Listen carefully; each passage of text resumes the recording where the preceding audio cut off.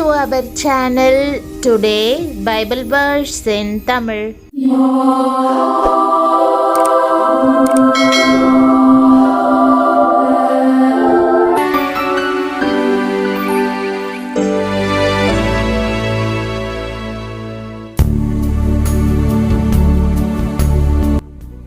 இன்றைய வசனம் எரேமியா 31 அதிகாரம் 14 வசனம். கிறிஸ்துவுக்குள் பிரியமானவர்களே, நம்முடைய ஆண்டவரும் இரட்சகருமான இயேசு கிறிஸ்துவின் வல்லமையுள்ள நாமத்தில் உங்களை வாழ்த்துகிறேன். இன்றைய போராட்டமானது நீங்கள் யார் என்பதை காட்டாது. நீங்கள் சென்றடைய வேண்டிய செழிப்பான இடத்தை தேவன் ஏற்கனவே தீர்மானித்து விட்டார். பிரியமானவர்களே, நாம் இணைந்து இன்று தேவனுடைய ஆசிர்வாதத்தில் களி கூறப் போகிறோம்.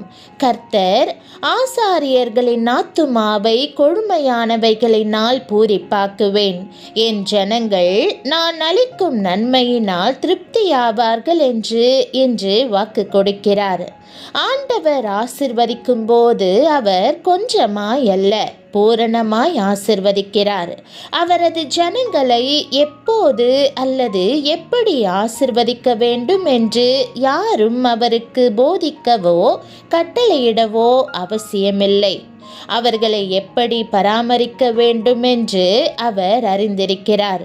கர்த்தரை தேடுகிறவர்களுக்கோ ஒரு நன்மையும் குறைவுபடாது என்று வேதம் நமக்கு உறுதிப்படுத்துகிறது. நீங்கள் காத்திருக்கலாம். நீங்கள் ஆசிர்வதிக்கப்படும் வேலை நிச்சயமாய் வருகிறது. இன்றைக்கு அவர் உங்களை தம் நன்மையினால் நிரப்புவார். பொறுமையாய் காத்திருப்பதற்கான பலன் அவரிடமிருந்து வருகிறது. உங்கள் வாழ்க்கையில் அவருடைய நன்மை நிரம்பி வழியும். உங்கள் இருதயமும் ஆவியும் நிறைந்து வழியும் அளவுக்கு நிரப்பப்படும். இனிமேல் நீங்கள் எதற்காகவும் காத்திருப்பதில்லை. இவ்வாறு வாழ்க்கையில் நாம் தேவனுடைய ஆசிர்வாதங்களை அனுபவிக்கிறோம். நாம் இனிமேல் அவரிடம் என்ன கேட்கலாம் என்று அறிந்திட இயலாத அளவு அதிக திருப்தியையும் அதிக நிறைவையும் அடைந்திருக்கிறோம். இந்த தண்ணீரை குடிக்கிறவனுக்கு மறுபடியும் தாகமுண்டாகும். நான் கொடுக்கும் தண்ணீரை குடிக்கிறவனுக்கோ ஒரு காலும் தாகமுண்டாகாது. நான் அவனுக்கு கொடுக்கும் தண்ணீர் அவனுக்குள்ளே நித்திய ஜீவ காலமாய் ஊறுகிற நீரூற்றாய் இருக்கும் என்று இயேசு கூறினார். அவரது ஆசிர்வாதமே முழு திருப்தியை தந்து ஆசிர்வதிக்கும். அதில் காத்திருப்பதற்கும் பொருளாசைக்கும் வேலையே இருக்காது. அப்படிப்பட்ட செழிப்பும் கொழுமையான ஆசிர்வாதம் வருகிறது.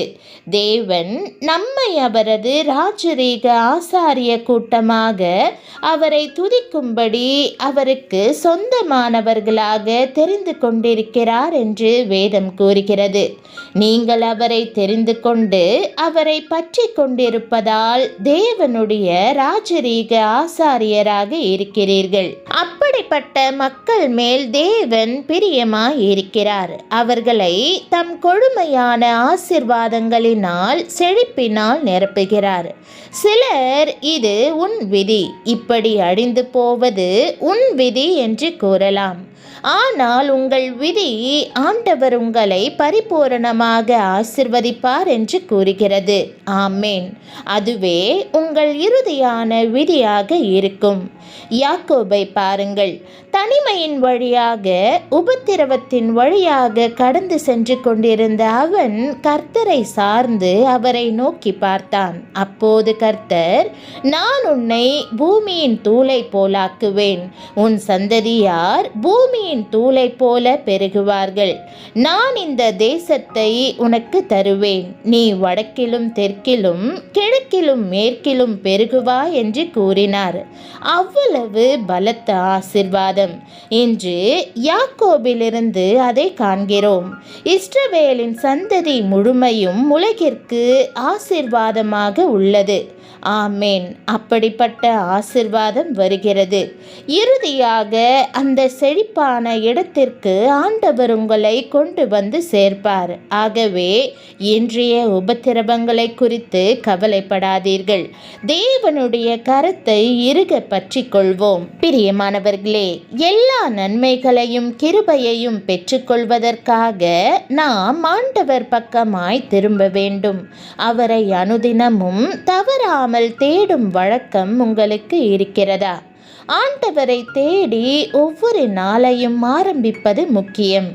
கன்னிகைகளும் வாலிபரும் முதியோரும் கூட ஆனந்த களிப்பாய் மகிழுவார்கள். நான் அவர்கள் துக்கத்தை சந்தோஷமாக மாற்றி அவர்களை தேற்றி அவர்கள் சஞ்சலம் நீங்க அவர்களை சந்தோஷப்படுத்துவேன் என்று வேதம் கூறுகிறது. நீங்கள் கவலையோடும் விசாரத்தோடும் நாளை தொடங்கலாம்.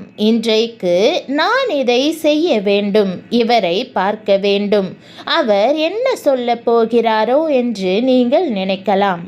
அதிகமாய் கவலைப்படலாம். மாறாக நீங்கள் என்ன செய்ய வேண்டும்? நாம் உண்மையாய் கர்த்தரை தேட வேண்டும். உங்கள் இருதயத்தில் கவலை நிரம்பும் போது கர்த்தரை நோக்கி பாருங்கள். நான் இதைத்தான் கற்றுக்கொண்டேன். ஆரம்பத்திலிருந்தே ஆண்டவர் எனக்கு இந்த பாடத்தை கற்றுக் கொடுத்தார். உலகத்தின் கவலைகள் உங்களை சூழ்ந்து கொள்ளும் போது முழங்கால் படியிட்டு ஆண்டவரை தேடுங்கள். அவருடைய கிருபையின் நிமித்தமும் மனுபுத்திரருக்கு அவர் செய்கிற அதிசயங்களின் நிமித்தமும் அவரை துதிப்பார்களாக என்று வேதம் கூறுகிறது. ஆண்டவரிடமிருந்து நாம் ஆசீர்வாதங்களை பெற்றுக்கொள்ளும் போது அவற்றை அப்படியே விட்டுவிடக்கூடாது. அவருடைய கரத்திலிருந்து நாம் பெற்றுக்கொண்ட ஒவ்வொரு ஆசீர்வாதத்திற்காகவும் அவருக்கு நன்றி செலுத்த கவனமாய் இருக்க வேண்டும். பிரியமானவர்களே, ஆண்டவர் உங்களை ஆசிர்வதிக்க ஆயத்தமாய் இருக்கிறார் என்று விசுவாசியுங்கள். இந்த உலகை குறித்த பயங்கள் கவலைகள் எல்லாம் அகன்று போகட்டும். ஆண்டவரையே நம்புங்கள். கேளுங்கள், அப்பொழுது உங்களுக்கு கொடுக்கப்படும் என்பதை மறவாதிருங்கள். தெய்வீக ஆசிர்வாதங்களை அருளுமாறு ஆண்டவரிடம் கேளுங்கள். அப்போது ஆசிர்வாதங்களை பூரணமாய் பெற்றுக்கொள்வீர்கள். உங்கள் இருதயத்தின் வாஞ்சைகளை ஊற்றிவிட்டு உங்கள் தேவைகளை கேளுங்கள். ஆண்டவர் உங்களை மிகுதியாய் ஆசிர்வதிப்பார். விசுவாசித்து இப்போதே அவரது ஆசிர்வாதங்களை பெற்றுக்கொள்ளுங்கள். தேவன் உங்களை உயர்த்தி உங்கள் வாழ்க்கையை நன்மையினால் நிரப்புவார். அவரது ஆசிர்வாதங்கள் சமீபித்திருக்கின்றன. ஆகவே அவரை நம்புங்கள்.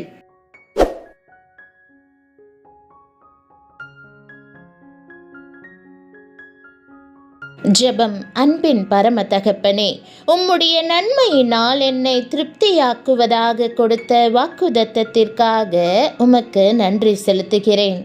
என்னை உமக்கு சொந்தமானவள் என்று அழைத்து உம்முடைய ராஜரீக ஆசாரியத்துவத்தை தந்ததற்காக ஸ்தோத்தரிக்கிறேன். இன்று கொழுமையை குறித்த உம் வாக்குதத்தத்தை ஏற்றுக்கொள்கிறேன். நான் அழிந்து போவேன் என்ற எல்லா பொய்யையும் நீர் ரதம் பண்ணி போட வேண்டும் என்று ஜெபிக்கிறேன்.